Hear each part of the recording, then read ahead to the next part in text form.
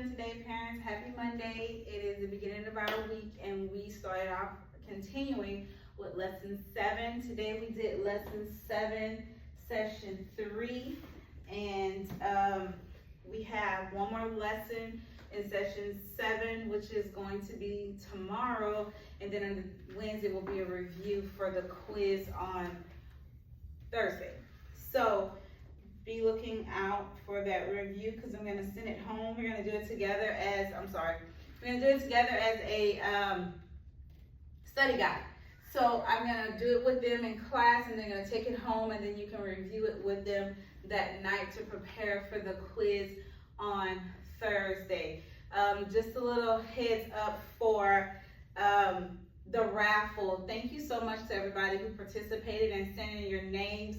The response was overwhelming. Thank you so much. I appreciate that. Everybody's names have been entered into the raffle, and the raffle will be on Wednesday after school.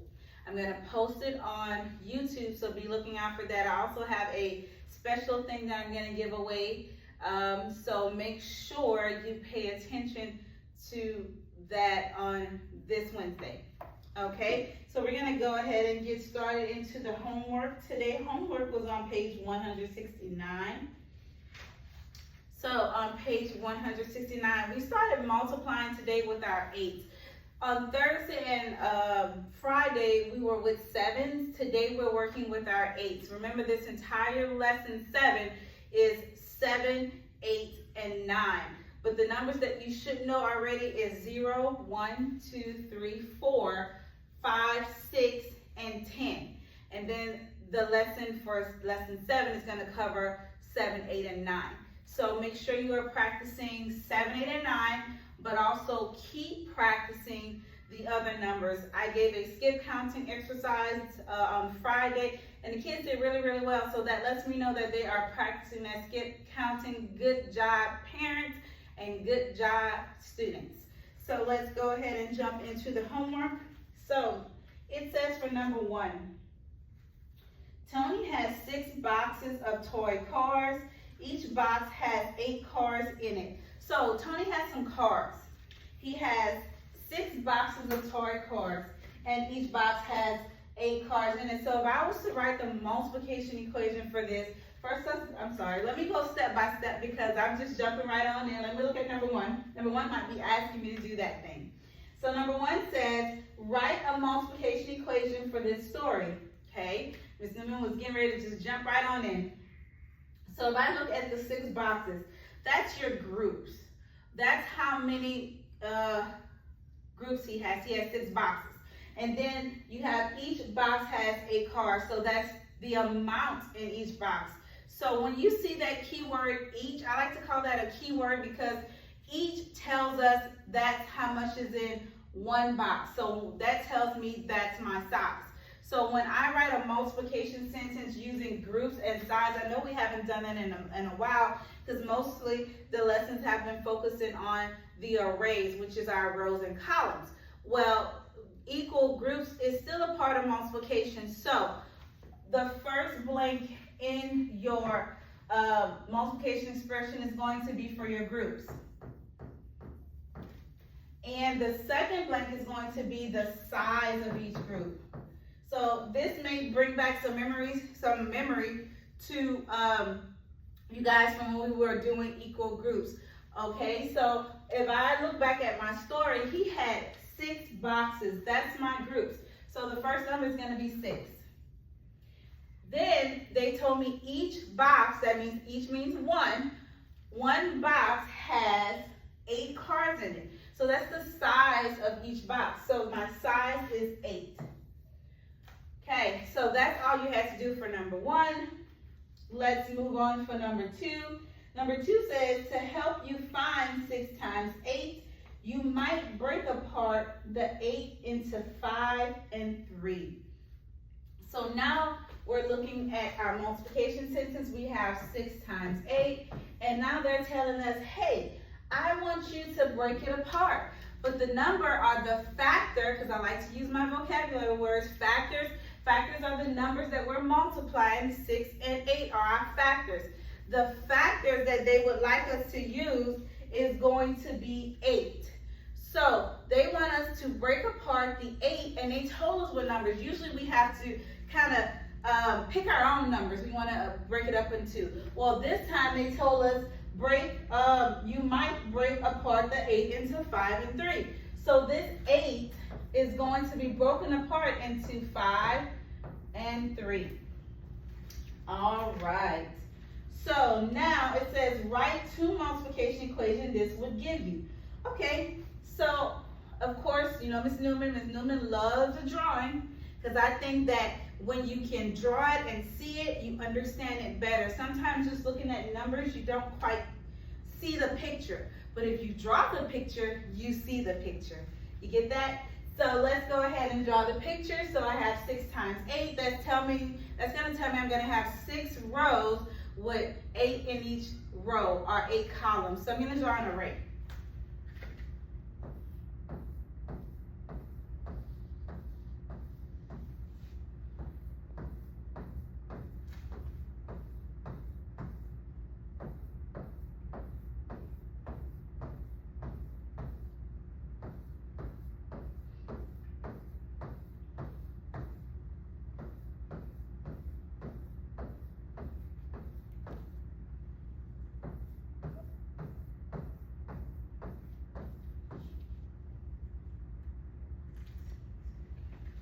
Okay, so this is the drawing for that multiplication equation, 6 times 8.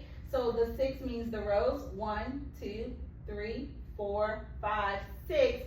And then the 8 is my columns, or how many I have in each row. So let's count that. 1, 2, 3, 4, 5, 6, 7, 8. So this is where 6 times 8 comes from. This is the picture for 6 times 8. So they want us to break that the 8 up into 5 and 3. So what that means is I'm going to count 5 columns and then draw my line. 1, 2, 3, 4, 5, and then I'm going to break it apart right here. So now this side has 5 and this side has 3. Okay, so we have broken it up into 5 and 3. So now, once I tell my kids, okay, first step is to write your multiplication equation. Okay, done. We did that for number 1. Next step, I tell them, what's the next thing we do? And they all say, oh, we have to draw our picture, we have to draw our array. And that is the next step. So we did that, done. So then I'll say, okay, what's the next step? Oh, we can break it apart. Okay, we broke it apart, done. Then I'll say, okay, what's the next step, guys? And then they'll tell me, we need to write multiplication equations for each side. Okay, so this one will be the left. I'm just writing left side. And this one will be for the right side. And I'll just go ahead and label this over here on number 2. This equation will be for my left side. And this one will be for my right side. So now we are on number 2, that step right there. So they kind of already started it off for us. We have 6 times blank equals blank, and then 6 times blank equals blank. So automatically, they have given us our rows, because we have 1, 2, 3, 4, 5, 6 rows. That's where the number 6 comes from. And then I have 6 rows on my right side, and that's where that 6 comes from. So all we have to do now is count our columns. So let's go ahead and count our columns. Ms. Newman's going to put the rows over here since we just counted them 6 times. And now let's count our columns, or how many we have in each row. This is going to be 1, 2, 3, 4, 5, just like the 5 we wrote. Okay, so this is going to be 5, and then I'm going to put my 5 on the left side over here. So we have our first multiplication equation for the left side. It is 6 times 5. All right, let's go to the right side. So we need to count how many columns, or how many we have in each row for that one. So let's go ahead and do that. I have 1, 2, 3. So I have 3 columns, or 3 in each row. So I'm going to put 3 here. And I'm going to go here to the right side and put 3 over here. So now we have our two equations. We have our left side equation, which is going to be 6 times 5. And then we have our right side equation, which is going to be 6 times 3. So the next step for this is to go ahead and find the product. Product is our vocabulary word again. It is the answer to a multiplication equation. These are multiplication equations. So now we're looking for the answers. So let's go ahead and do the left side. So since I have 5 in each row, or 5 columns, I am going to do a skip count by 5. Remember, the reason we break apart is that we can break it up into numbers that we've already practiced that skip counting with, and we know. 5 is a number that we know, so we can skip count with 5 with no problem. And I'm going to write my skip count on the side. So let's go ahead and do that. 5, 10, 15, 20, 25, 30. So now I know that I have a total of 30 on my left side. So I'm going to put my product as 30. And I'm going to put it over here on my blank. Okay, so now we know that 6 times 5 equals 30. All right, so let's go to the right side. So for the right side, it's different. I don't have 5 in each column, or 5 columns, or 5 in each row.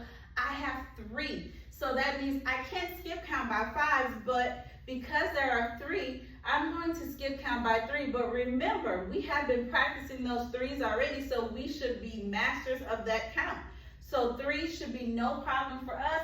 Let's go ahead and do our skip count by 3, and I'm going to write it on the side. So this is going to be 3, 6, 9, 12, 15, 18. So now I know that I have 18 total on the right side.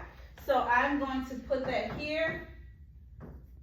So 6 times 3 gives me a product of 18, and I'm going to write that on the line, 18 for my product. So now I have solved number 2. I've written my equations, and I have put my products. So let's go ahead and go to number 3. Number 3 says, add the 2 products in problem 2. How many toy cars does Tony have? Okay, so this is basically the next step. What they did with 1, 2, and 3, they broke down what we usually do in class into steps. So writing your equation, first step. Drawing your array, second step. Breaking it apart, third step. Making your equations, fourth step. Doing your skip count, 5 steps. Then doing your products, 6th step. Then we take our products, which is our 7th step. I know it seems like a lot of steps, but it moves really quick to where the kids don't even realize they're doing so many steps that it's like when you keep doing something over and over, you get that repetition going to where it just becomes normal, and you don't even realize how many steps you're doing, but you know you're just doing it. And that's what my kids are doing. They are just doing it. I can't not tell you how proud I am of my kids, because mastering break apart. I know sometimes we tend to give them a lot of strategies, but my kids really did grasp onto the break apart strategy, and they're doing extremely well. So good job, students. Keep up the good work. So the next step they want us to do for number 3 is to go ahead and add our products together. Because remember, when we do a break apart, we break it apart, and then we try to see if we can see what the total is on this side and the total is on that side, or we call totals the products. So then we have to fix what we broke. So when we fix what we broke, we have to glue it back together. And remember, the glue is going to be your addition sign. So let's go ahead and add it up. So this is going to be 30 plus 18. Okay, I'm going to set it up this way for my kids who like to see the problem written like this. And we start adding in the ones place. 0 plus 8 is going to be 8. And 3 plus 1 is going to be 4. So my final answer is going to be 48. So they asked us a question, And anytime they ask us a question, we have to answer that question. So the question it asks is how many toy cars does Tony have? Well, we respond to that with a word sentence. We would say Tony has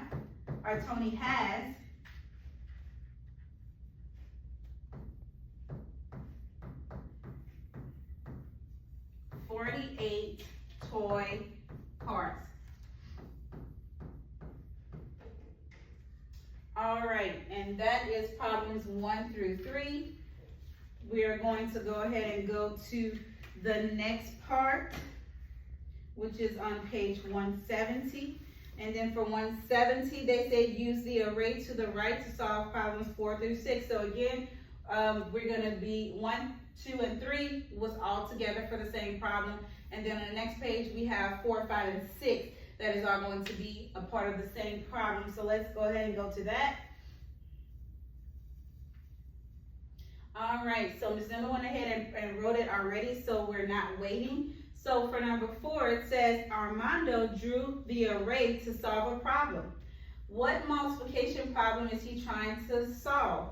Okay, that's easy for us to find out because remember, we know what the rows mean and what the columns mean. So if I go here, remember the first number is going to be my rows. The second number is going to be my columns. So if I can always remember that, then this is no problem. So let's count how many rows. We have 1, 2, 3, 4, 5, 6, 7, 8, 9. So I'm gonna put 9 rows. And then we're gonna count our columns. We have 1, 2, 3, 4, 5, 6, 7, 8. 8 columns. And that's it. That's all we had to do for number 4. Great job. Let's keep going. So for number 5, it says draw a line on the array to break apart a factor.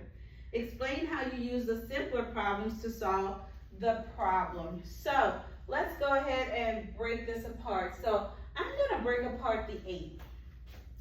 And I'm going to show you what I mean. So we are solving 9 times 8. Ms. Newman is deciding to go ahead and break apart the 8. And the reason why I'm breaking apart the 8 because I can do it straight down the middle and have 4 and 4. So it's going to be the same equation. It makes it easier. So, and the whole point of breaking something apart is to make it easier to solve. So the easier to break apart, please do it. Okay, so I'm going to break this apart into 4 and 4. So that means I'm going to count 4 columns, 1, 2, 3, 4, and draw my line there. All right, that's my 4 columns. So now I have 4 on this side, and I have 4 on that side. So remember, next step, write the equations. So for the left side, I have 1, 2, 3, 4, 5, 6, 7, 8, 9. So 9 is going to go here. Now I'm going to count my columns. I have 1, 2, 3, 4. So 9 times 4. All right, let's go to the right side. So for the right side, I have 1, 2, 3, 4, 5, 6, 7, 8, 9 columns, 9 rows again, I'm sorry. And then I'm going to count my columns, 1, 2, 3, 4. 4 columns, so I have exactly the same equation on both sides. 9 times 4 for the left, 9 times 4 for the right. So that's why I say I'm going to break it down right after the 4 because it'll make it easier because it's the same equation, so it'll be the same answer and the same skip count. So if I go ahead and skip count, I'm going to skip count by 4s. So this will be 4, 8, 12, 16, 20, 24, 28, 32, 36. So now I know that the answer for 9 times 4 is going to be 36. Now, because it's the same thing on the right side, I can go ahead and write the same product. So the product of 9 times 4 here is going to be 36 as well. So now we can go ahead and start adding this up. So let's add it up. So I'm going to do it over here. 36 plus 36 equals, okay, I'm gonna set it up like this and start adding in the ones place. 6 plus 6 is going to be 12, so I'm gonna write my 2, and I'm gonna regroup my 1 in the tens place. Now I have 3 plus 3 is 6, plus that 1 is 7. So now we know that 9 times 8 is going to be 72. So what that question mark is, I'm just gonna put 72. All right, so it says explain how you can use your simpler problems to solve the problem. So we can use simpler problems to help us solve the problem by breaking them apart and then adding them back together. So that's what I'm gonna put. Let's see if I can get this to erase.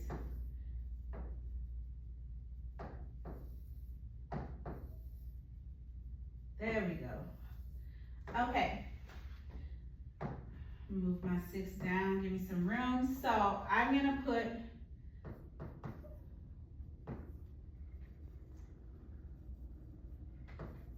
we can break, oh,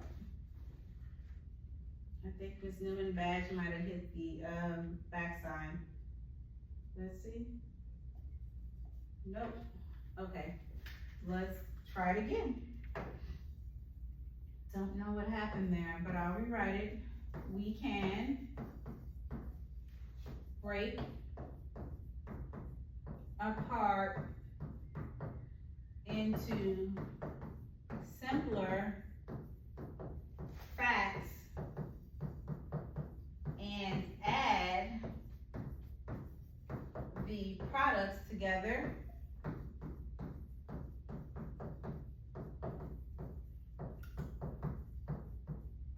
to get the larger fact product. So basically I just wrote what we did. We broke apart into smaller facts, which is 9 times 4, 9 times 6. Then we added our product together to get the product of the larger fact of 9 times 8. So I just basically wrote down what I did. Okay, and I like when they ask for you to explain, because if you can explain, that means you understand. If you can't explain it, you really didn't get it too well, but if you can explain it, you understand it. Okay, so let's go to number 6. Number 6 says describe another way you can break apart Armando's array to solve the problem. So we broke it apart and straight down the middle into 4 and 4 on this side. Well, say we want to do a different way, still with the same 9 times 8, but we can maybe break apart the 8 into something else. Okay, we can do 5 and 3. So if we do 5 and 3, then you would have the equations of 9 times 5. If I did the array, and then on the right side, I would have 9 times 3. Okay, once we did our skip count, and the kids know this way that I'm doing without drawing the array, because we've been working on that in class. So basically what you're doing, your 9 stays the same, but what we broke apart is gonna go in the blanks. So the 5 is gonna go with this 9, and the 3 is gonna go in that line. This is going to be your left array if you drew the array, and this is going to be the right array if you drew the right array. Okay, so we're gonna keep going. So then from there, you would do your skip count, and you skip counting by 5s, and we can do that right now till we get to our 9th finger. We can do 5, 10, 15, 20, 25, 30, 35, 40, 45. I stopped on my 9th finger and I got 45. So now I know the answer to 9 times 5 is 45. Now to find the answer to 9 times 3, I'm going to skip count by 3, but I'm still going to stop on my 9th finger because that's the number 9. So let's do that. 3, 6, 9, 12, 15, 18, 21, 24, 27. So when I got to my ninth finger, I stopped at 27, and that is going to be the product of 9 times 3. Now all we have to do is add it together, and if we get the same product of 72, we know we did it correctly. So let's set it up. 45 plus 27. Okay, 5 plus 7 in our ones place. I'm going to start it off with 5 plus 7. That's going to be 12. You're going to write your 2, and you're going to regroup your 1 in your tens place. Okay, now in the tens, 4 plus 2. 4 plus 2 is going to be 6, plus that 1 is going to be 7. So we got the same answer of 72, so we know we did it correctly. Good job, guys. Okay, let's go to the last one, number 7. Now, number 7 is on its own. It's not a part of 4 through 6. And number 7 says, which choice shows a way to break apart 3 times 8? So Ms. Newman just wrote break apart 3 times 8 on top, because that's what we're going to be doing. So we have to look at which choice would help us break it apart. So if I look at this, first thing I notice is that if I was to try to, I'm going to write 3 times 8 on the side of A, because I'm going to go through each one. Okay, so when I do my 3, the 3, I can break it apart into 1 and 2. When I look at this, this is a 3 and this is a 6. It's not a 1 or a 2. So automatically, I can see that this probably will not be my choice, because when I add 3 plus 6 together, that gives me 9. So I know this is not a choice. Okay, let's go to B. I'm going to go do 3 times 8 again. All right, so when I look at this, they did the same thing. All they did was switch the numbers.